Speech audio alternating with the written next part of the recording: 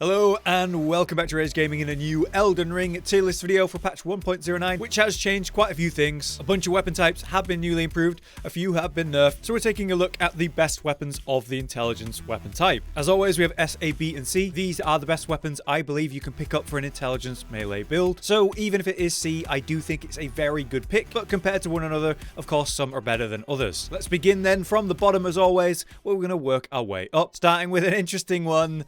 The Bastard Stars Flail. I really wondered whether this would reach B tier, and you could argue that it could. It's undeniably better than it was. With the flail buffs of 1.08 and the flail buffs of 1.09, flails are undeniably better than they once were. However, to say that they're like a really good option is a bit unfair. They're just a lot more viable and functional than they used to be, which was essentially a joke. In the case of Bastard Stars, 1.07 improved the damage of its Ash of War. 1.09 changed a bunch of weapon scaling, and Bastard Stars was one of the ones to benefit from that. It now has an intelligence scaling of A up from B because of that buff. The flail weapon buffs of 1.09 increased things like speed of various attacks, reduced attack recovery time, and improved poise damage when two-handing attacks, which is what I'm doing in this footage. All of this makes it feel a lot better. It's a lot more viable instead of it just being a joke. When it comes to the weapon and its base moveset, the damage is just fine, okay, but there's obviously better picks. Whereas the Ash, which was unchanged this patch, is reasonable DPS, but ultimately does almost the same thing as another weapon on this list, but ultimately does less DPS. So contextually, it's just significantly worse. Next is another fun one that I'd like to talk about, the Watchdog Staff. Newly added to our list, this has been a really fun pick. And this comes down to a bug with Shadow of Alexander not actually applying to this weapon's Ash of War, Sorcery of the Crozier. What this does is it creates a bunch of magical sort of bolts that fly at the target. Combine that with any other ranged harass, like say Star Shower here, and you can be incredibly annoying in PvP, that's for sure. Then you've just got a powerful magic-based colossal weapon, which is very reasonable damage at this AI you can get it to. In PvE, it works much the same, just spamming the stars at range and relying on the damage that it can do. It's honestly solid, and no one really plays it, and no one really seems to use it. I'd really recommend you give it a try because it's in a good place since that patch. Next up, also new to the list, is the Carrion Sword. The Carrion Knight Sword is just a good pick for early game intelligence melee fighter builds. A great stepping stone before you find your true build, but it will be fine in a playthrough in general. In 1.09, this weapon type has had some improvements. Straight swords see better running attack speed, they see reduced recovery attack time on certain attacks, and they've improved the first attack of the whole combo. That's faster too. The Ash of War in this case can be channeled and charged up to 3 times to do extra damage, and is, as you can see, fine. Certainly in the early to mid game. It's not going to be insane towards the end game and will fall off in power, but it deserves, as many people said in the comments of last time, at least an acknowledgement for being a great early game aspect of an intelligence build. Lastly, still down in C, but just a quick acknowledgement to both of them are these two weapons here, the Rotten Crystal Sword and the regular Crystal Sword. Also straight swords, so the same buffs as I just mentioned, improved running attack speed, recovery time, and the first attack is faster. They're both just fine, without crazy AR. Power stance, you can attack really quick. Build up, say, Scarlet Rot with one, or double up on just the raw magic of the other. Much like the Carrion Sword, it's just a nice thing to have while you're casting spells when you are up in melee or low on FP. With those out of the way though, let's go to B tier, where we're going to start with another weapon that really should have been on the list, as people were talking about. It's the Clayman's Harpoon. I'm putting it at a very high B, arguably A, and that is because of its great performance in PvE. Combined with the pretty much meta pick with this weapon, the Ice Spear Ash, you can make this a magic scaling weapon with good intelligence scaling at that, not requiring any strength or dex really to level its power, meaning you can just full commit to an intelligence spell-based playthrough while having this weapon as a backup. In the case of the Ice Spear Ash, you spin and deal a sort of chip damage to anything nearby, and then thrust, sending a medium ranged ice bolt. That will build up the frost buildup if you're looking for that stats proc, but also deal, as you can see, nice piercing damage. The predictability of this Ash of War means it's very hard, or basically never really going to land in PvP. The benefit of this weapon though is how it can be changed in so many ways, with a variety of pretty viable affinities and scalings, and a load of ashes you could put on a weapon like this as a spear. So it's kind of a universal style weapon for, say, a varied intelligence build. That's why a lot of people like it. As a spear, it has seen some nerfs this patch though. They've decreased the hitbox size for various attacks on spears specifically, so that is a slight negative to it. And overall, this is why I keep it at like a really high B. It is a very good weapon though. Next, a super quick mention of the next one, the Fallingstar Beastjaw, which is down from an A to a B PvP, this is because of the nerfs to poise from the last patch, where you can no longer stagger like you see in this footage, where you just use the Ash over and over and stagger big bosses, like even final bosses like Malekith, you could stagger with this. To be fair, that was kind of crazy, and it's a reasonable nerf and understandable. At this point, this is just a reasonable colossal weapon with a usable, spammable ranged Ash of War for magic damage DPS, and so it is good, but not as silly and broken kinda as it once was. Still in B then is Loretta's War Sickle, which had a previous Ash of War that improved the poise damage of the first attack, kind of gave you this hyper armor and also better recovery, which is really nice. I found it an okay place in the meta, but the problem is this Ash of War can be placed on other weapons, and it's kind of better to do so because you can get better scaling with that, which limits the potential of where I can put this weapon on the list. Also, there were some buffs and nerfs to halberds in general. They improved running attack speed and recovery time for certain attacks with halberds, but also nerfed their hitbox size for various attacks as well. So it's both better and worse this patch. It finds itself in a good place, but overshadowed by the universal Ash of War that does exist that we can put on better scaling weapons. Now time for another straight sword. It's time for the Sword of St. Trina, which, again, as a straight sword, has been buffed to have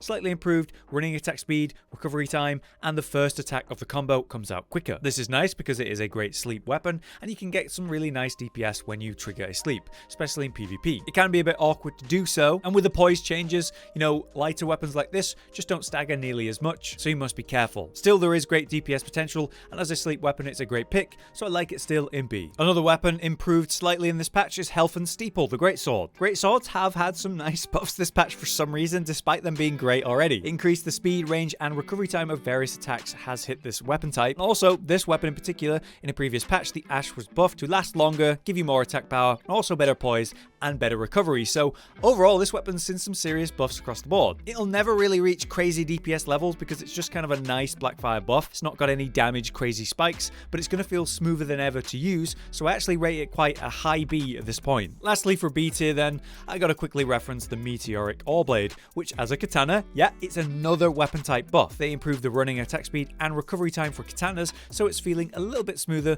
and with the running thrust of katanas, that's very nice. The main aspect, of course, with this weapon is its Ash of War, where you slam down and pull people in. It does okay damage, but it's more about the mini CC that provides opportunities after that. This weapon also has a really cool heavy attack where you hold it above you and slam down, dealing great damage if you can land that, but a lot more likely in PvE, where, you know, enemies aren't just going to see it coming and roll it. The damage potential on this weapon is nice, and it's feeling smoother to play, but its output keeps it in a B tier, because it's nothing insane like some of the other ones we'll talk about. So now we're already up to A tier, where we're firstly talking about the Starscourge Greatswords, which have been buffed this patch, shockingly. It's the Ash in particular that has been buffed. You pull people in with the Scream to begin with, then slam down for the big AoE.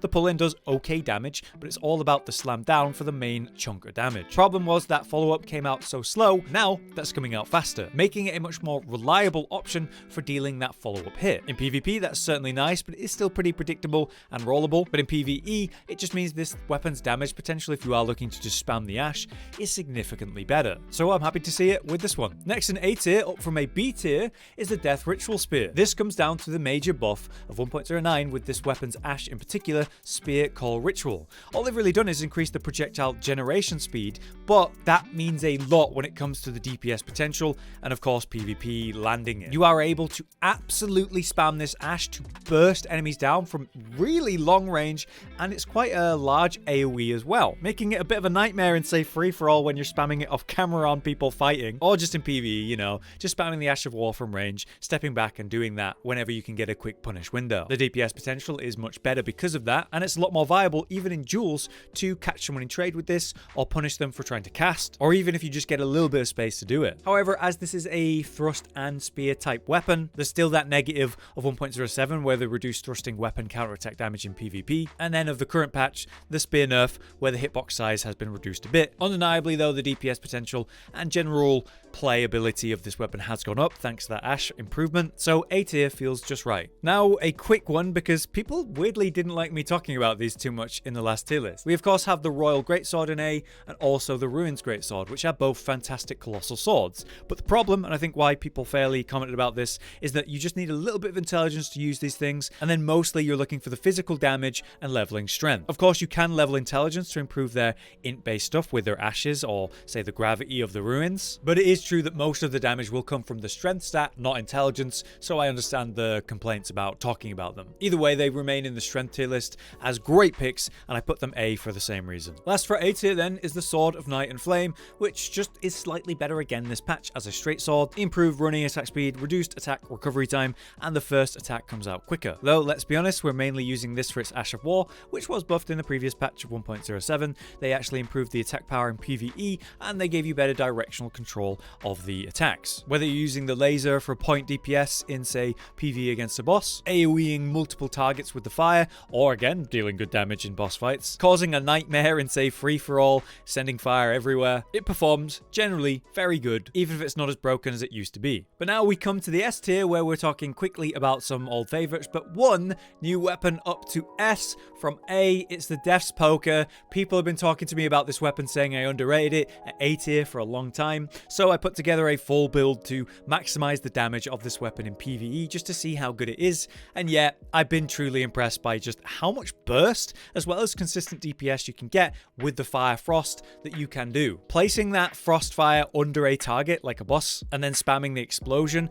to combine DPS numbers, you can skyrocket to say 20k burst pretty damn quick time. That's impressive when we're talking about a weapon that isn't a bleed weapon. There is some setup required though to really get this kind of damage, and that can be a bit of a faff and annoying thing to set up before you actually start going, but it's well worth it if you're willing to commit. We have a full build video about this on the channel right now. But yeah, also it's a great sword, so in 1.09 that's been buffed for some reason, increasing the speed, range and recovery time of different attacks, making the baseline of this weapon just feel really nice, and it's been good in PvP to suddenly catch people with an attack they're just not expecting to be that quick. So contextually, I think I underrated its PvE capabilities, and as a weapon type, it is improved and feels a lot better. So I do think it deserves, finally, that S tier spot in the current patch of 1.09. Also in S tier though, let's just quickly get through them. First up we have Moonveil, still a PvP god, and as a katana it has improved running attack speed and recovery time, though we care most of all about the Ash of War, which is just slamming and destroying people in PvP